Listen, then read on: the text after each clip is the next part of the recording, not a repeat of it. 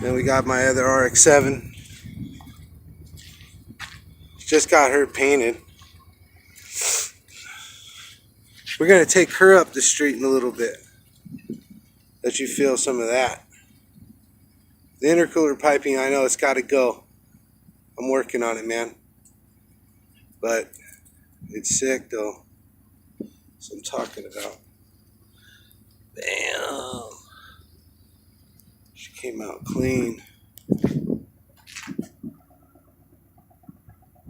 That's it. Progress. Progress. Oh, I didn't show you what I did with the gauges. Came out nice.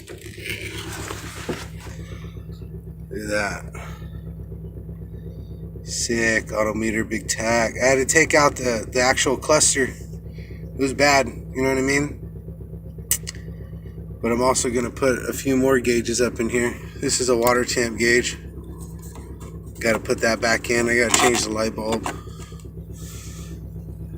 Got my shift light. This is coming out. It's going to go on the veil side. Apex. This shit works good. I love this Apex system. It's nice, my bros. Alright.